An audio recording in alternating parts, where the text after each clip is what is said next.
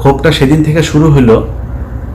এখানকার কর্নেল যে মুস্তাফিজ সাহেব আছেন, উনি একদিন এক ভিডিওতে বিষয়টা বললেন যে মনির হায়দার আমাকে এবং কনক সারোয়ার দুইজনকে সরকারের বিরুদ্ধে যেন আমরা কথা না বলি, অর্থাৎ আওয়ামী লীগ সরকারের সময়, এই জন্য ওনাকে দায়িত্ব দিয়েছে ডিজিএফআই। তো উনি এসে আমাদেরকে এই কথাগুলো বলেছিলেন যে খামাকা সরকারের সাথে কি দরকার ইয়ে করার, হ্যাঁ, নানানভাবে একটু এই ধরনের একটু গুছায় এদিক ওদিক করে তারপরে পরে এই লেফটেন্যান্ট কর্নেল আপনার মুস্তাফিজ ভাইয়ের কাছে পরে শুনলাম যে তাকে তিনি এই দায়িত্বটা দিয়েছিলেন যে আপনি বললে বোধহয় ইলিয়াস এবং কনক শুনবে, তো ওদেরকে একটু যে ওরা যেন সরকারের বিরুদ্ধে এত বেশি কঠোর অবস্থানে না থাকে, আওয়ামী লীগ সরকার আসলে কোনোভাবেই যাবে না। এটা সেই 2022-23 সালের কথা মুস্তাফিজ ভাইকে উনি বলেছিলেন। এটার পরে আসলে মনির ভাইয়ের প্রতি শ্রদ্ধা ভালোবাসা কোনো কিছুই থাকার বিষয় নয়। মনির ভাই এমনিতে উনি ওনার একদম ক্যারিয়ারের শুরু থেকেই উনি একজন দুর্নীতিগ্রস্ত একজন সাংবাদিক। ওনার এগুলি নিয়ে কথা বলতে চাইনি, কিন্তু এখন যেহেতু এই অবস্থা সেই কারণে বললাম। ওনারা একটা ক্রেডিট নেওয়ার চেষ্টা করছেন, আবার ফের বিএনপির ভেতরে যে তারেক রহমান আমি তো আপনার জন্য অনেক কিছু করছি এই সেই এরকম বুঝায় এদের সাথে একটা খাতির জমানোর চেষ্টা করছেন। তো এই ধরনের কিছু মানুষজন আছে যারা কিনা এই বৈঠকটা করার ক্রেডিট বিভিন্ন জায়গায় নেওয়ার চেষ্টা করছেন। এরকম কোনো কিছু না। তারেক রহমান রাজি হয়েছেন, ডক্টর মোহাম্মদ ইউনূস তাকে প্রপোজাল দিয়েছেন, এবং আমি আগের ভিডিওতে বলেছি যে দুইটা পক্ষের কেউই ছোট হয় না। এখানে আমার এরকম একটা বৈঠক হওয়া দরকার ছিল। বৈঠকের ছোটোখাটো কিছু বিষয় আপনাদেরকে জানাবো, তার আগে মূল জিনিসটা আপনাদেরকে জানিয়ে দেই। সেটা হচ্ছে এই বৈঠকটা অত্যন্ত ফলপ্রসূ, এবং আমরা এতদিন ধরে আসলে যা চাচ্ছিলাম সেইটাই এই বৈঠকের মধ্য দিয়ে ঘটেছে। এর মধ্যে একটা জিনিস হয়েছে সেটা হচ্ছে যে নির্বাচনের যে তারিখ ডক্টর মোহাম্মদ ইউনূস গেল কয়েকদিন আগে বলেছিলেন যে এপ্রিলে নির্বাচন হবে, সেই জায়গা থেকে সরকার সরে এসেছেন, এবং যেটা হয়েছেন সেটা হচ্ছে ফেব্রুয়ারির, আমি যদি নাকি একদম ডেট বলতে বলেন তাহলে ফেব্রুয়ারির 12 তারিখে আমাদের পরবর্তী নির্বাচন হবে। 12 তারিখ কেন? সেটা হচ্ছে যে কোনোভাবেই রমজানের আগে চেয়েছিল তারেক রহমানের পক্ষ থেকে নির্বাচন, এবং যেহেতু রোজা শুরু হচ্ছে ফেব্রুয়ারির মাঝামাঝিতে 16 অথবা 15 তারিখ, তার আগে 15 তারিখ এর আগে একটা বিতর্কিত নির্বাচন হয়েছিল, যে কারণে ওই তারিখটাকে করা হয়নি। তার আগে আবার শুক্রবার শনিবার এরকম কিছু বিষয় আছে। তো 12 তারিখ সম্ভাব্য তারিখ এখন পর্যন্ত আমার কাছে থাকা যে তথ্য সেটা। তো এই বৈঠকের এটা হচ্ছে মূল যে জিনিস। তো এইটার পরে যে কেউ যে কাউকে জোর করে বলেছে যে, বা ডক্টর ইউনূস বলেছে না আমরা ফেব্রুয়ারিতে করব না, মার্চে নিয়ে যাব, এরকম কোনো কিছু হয়নি। ওনারা এটা বলেছেন, উনি বলেছেন ঠিক আছে কোনো সমস্যা নেই, নির্বাচন এইভাবেই হবে।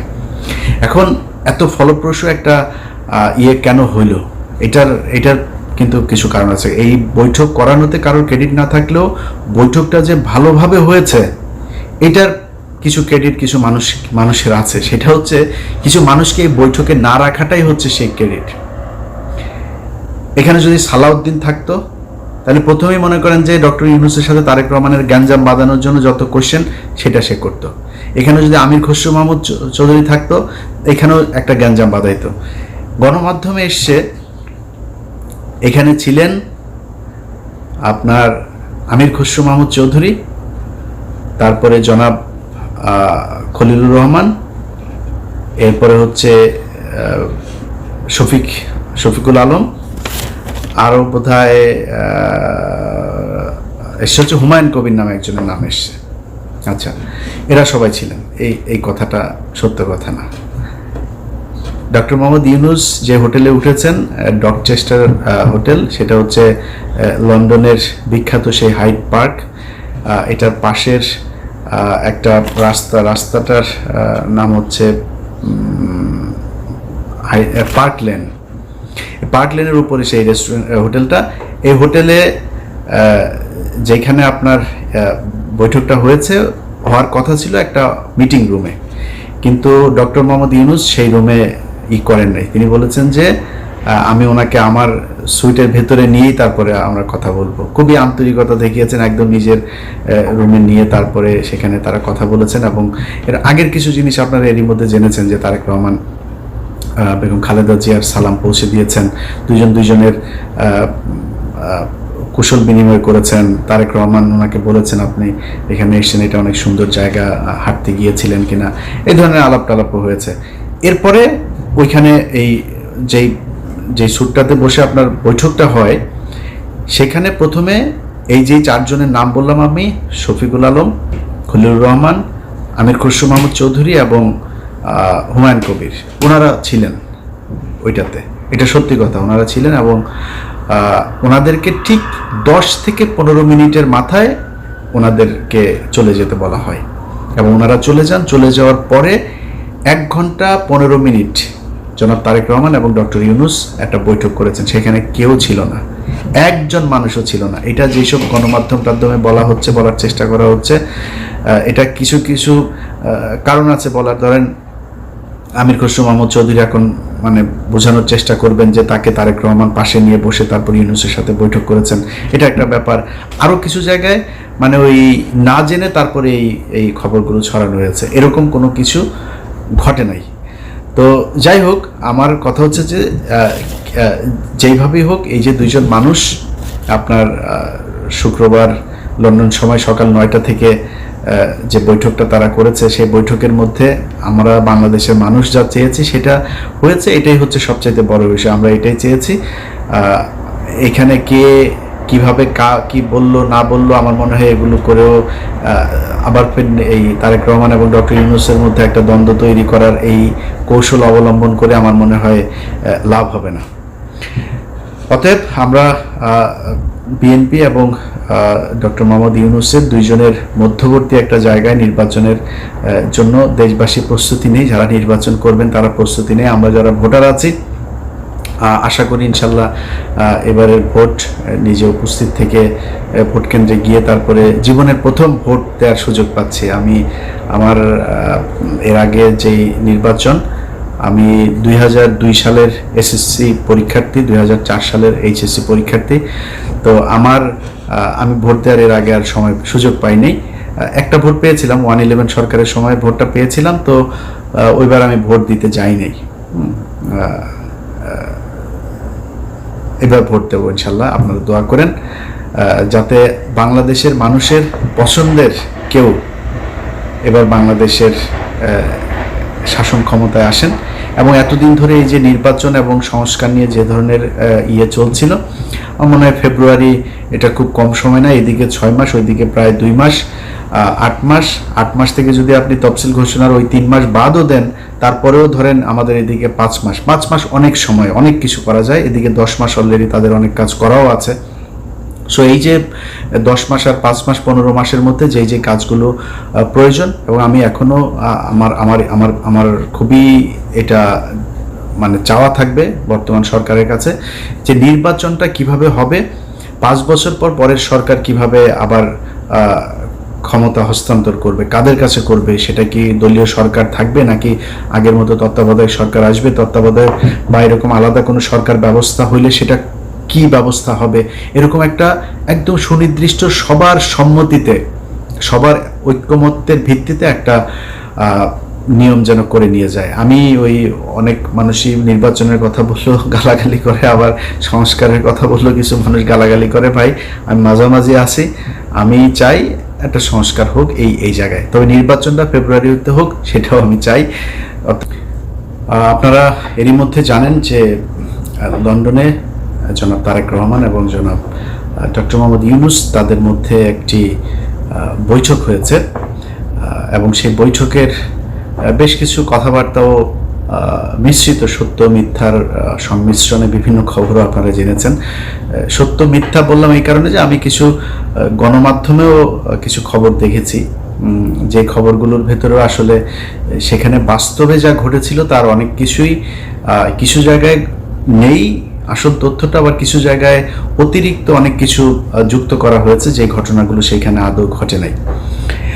আপনাদেরকে আগেই আমার ঠিক আগের ভিডিওটাতে আপনাদের জানানো হয়েছিল যে ডক্টর মোহাম্মদ ইউনূস এবং তারেক রহমানের যেই বৈঠকটি, এই বৈঠকটিতে আসলে অনেকেই ক্রেডিট নেবার চেষ্টা করেছেন ওনার মাধ্যমে। আসলে ডক্টর মোহাম্মদ ইউনূসের বৈঠকটা ডক্টর মোহাম্মদ ইউনূস নিজে চেয়েছেন এবং তারেক রহমানকে সেই প্রপোজাল দেওয়া হয়েছে। যথাযথ মাধ্যমে প্রপোজাল দেওয়ার পরে তারেক রহমান সেটাতে সম্মতি জানিয়েছেন, যে কারণে এই বৈঠকটা হয়েছে। এখানে কেউ তারেক রহমান বৈঠক করতে চান নাই, ডক্টর মোহাম্মদ ইউনূস প্রপোজাল দিতে চান নাই, আরেকজন এটা করে দিয়েছেন, এরকম বিশেষ করে দুইজনের নাম না বললেই না, ডক্টর আসিফ নজরুল এবং জনাব মনির হায়দার। তো এনাদের চরিত্র সে আগে থেকেই, আপনাদের একটা বিষয় জানায় রাখি যে এরা হচ্ছে দ্বিমুখী সাপ।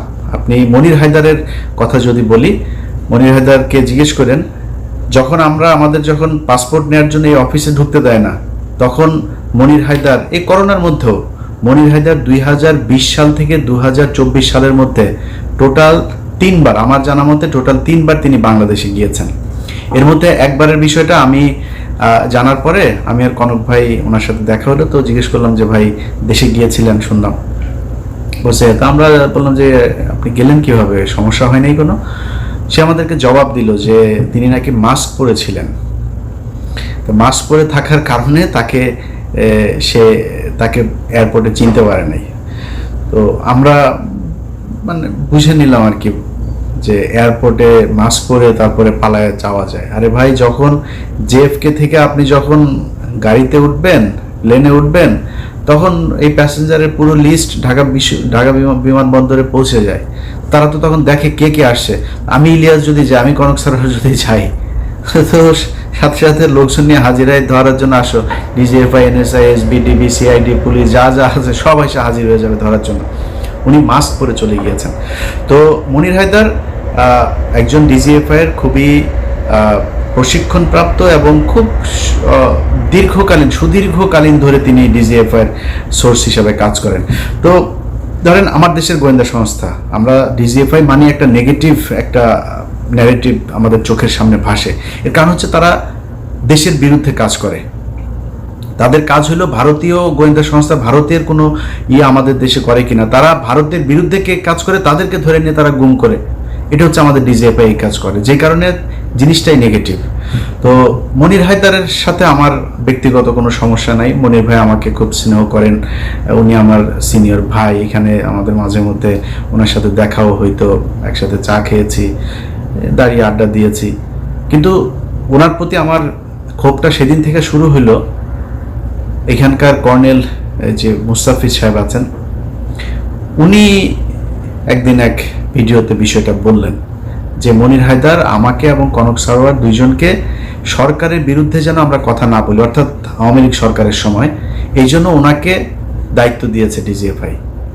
তো উনি এসে আমাদেরকে এই কথাগুলো বলেছিলেন যে খামাকা সরকারের সাথে কি দরকার করার, হ্যাঁ, নানানভাবে একটু এই ধরনের একটু গুছায় এদিক ওদিক করে। তারপরে এই লেফটেন্যান্ট কর্নেল আপনার মুস্তাফিজ ভাইয়ের কাছে পরে শুনলাম যে তাকে তিনি এই দায়িত্বটা দিয়েছিলেন যে আপনি বললে বোধহয় ইলিয়াস এবং কনক শুনবে, তো ওদেরকে একটু যে ওরা যেন সরকারের বিরুদ্ধে এত বেশি কঠোর অবস্থানে না থাকে, আওয়ামী লীগ সরকার আসলে কোনোভাবেই যাবে না। এটা সেই 2022-23 সালের কথা মুস্তাফিজ ভাইকে উনি বলেছিলেন। এটার পরে আসলে মনির ভাইয়ের প্রতি শ্রদ্ধা ভালোবাসা কোনো কিছুই থাকার বিষয় নেই। মনির ভাই এমনিতে উনি ওনার একদম ক্যারিয়ারের শুরু থেকেই উনি একজন দুর্নীতিগ্রস্ত একজন সাংবাদিক।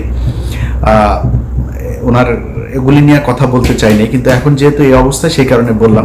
ওনারা একটা ক্রেডিট নেওয়ার চেষ্টা করছেন, আবার ফের বিএনপির ভেতরে যে তারেক রহমান আমি তো আপনার জন্য অনেক কিছু করছি, এরকম বুঝায় এদের সাথে একটা খাতির জমানোর চেষ্টা করছেন। তো এই ধরনের কিছু মানুষজন আছে যারা কিনা এই বৈঠকটা করার ক্রেডিট বিভিন্ন জায়গায় নেওয়ার চেষ্টা করছেন। এরকম কোনো কিছু না। তারেক রহমান রাজি হয়েছেন, ডক্টর মোহাম্মদ ইউনূস তাকে প্রপোজাল দিয়েছেন, এবং আমি আগের ভিডিওতে বলেছি যে দুইটা পক্ষের কেউই ছোট হয় না। এখানে আমার এরকম একটা বৈঠক হওয়া দরকার ছিল। বৈঠকের ছোটোখাটো কিছু বিষয় আপনাদেরকে জানাবো, তার আগে মূল জিনিসটা আপনাদেরকে জানিয়ে দেই। সেটা হচ্ছে এই বৈঠকটা অত্যন্ত ফলপ্রসূ, এবং আমরা এতদিন ধরে আসলে যা চাচ্ছিলাম সেইটাই এই বৈঠকের মধ্য দিয়ে ঘটেছে।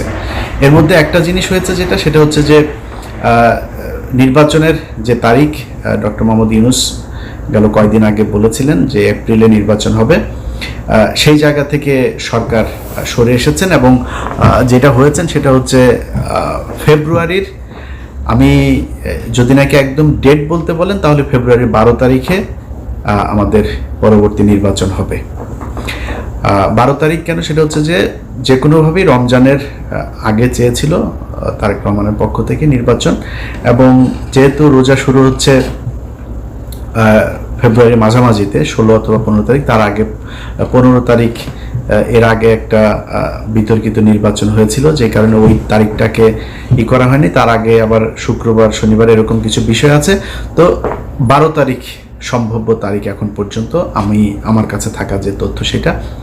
তো এই বৈঠকের এটা হচ্ছে মূল যে জিনিস। তো এইটার পরে যে কেউ যে কাউকে জোর করে বলেছে যে, বা ডক্টর ইউনূস বলেছে না আমরা ফেব্রুয়ারিতে করব না, মার্চে নিয়ে যাব, এরকম কোনো কিছু হয়নি। ওনারা এটা বলেছেন, উনি বলেছেন ঠিক আছে কোনো সমস্যা নেই, নির্বাচন এইভাবেই হবে।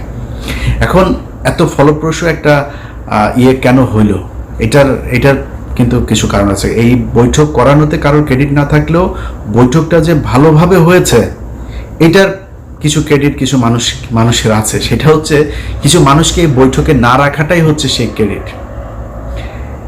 এখানে যদি সালাউদ্দিন থাকতো তাহলে প্রথমেই মনে করেন যে ডক্টর ইউনূসের সাথে তারেক রহমানের গ্যাঞ্জাম বাঁধানোর জন্য যত কোশ্চেন সেটা সে করতো।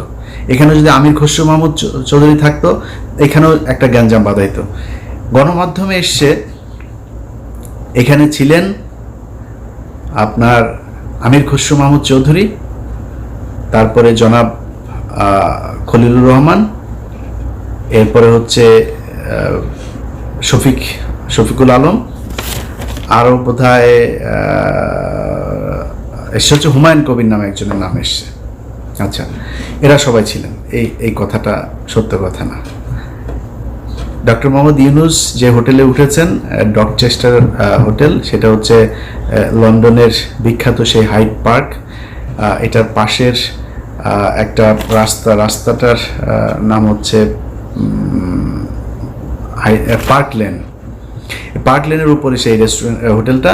এই হোটেলে যেখানে আপনার বৈঠকটা হওয়ার কথা ছিল একটা মিটিং রুমে, কিন্তু ডক্টর মোহাম্মদ ইউনূস সেই রুমে করেন নাই। তিনি বলেছেন যে আমি ওনাকে আমার সুইটের ভেতরে নিয়েই তারপরে আমরা কথা বলবো। খুবই আন্তরিকতা দেখিয়েছেন, একদম নিজের রুমে নিয়ে তারপরে সেখানে তারা কথা বলেছেন। এবং এর আগের কিছু জিনিস আপনারা এরই মধ্যে জেনেছেন যে তারেক রহমান বেগম খালেদা জিয়ার সালাম পৌঁছে দিয়েছেন, দুজনের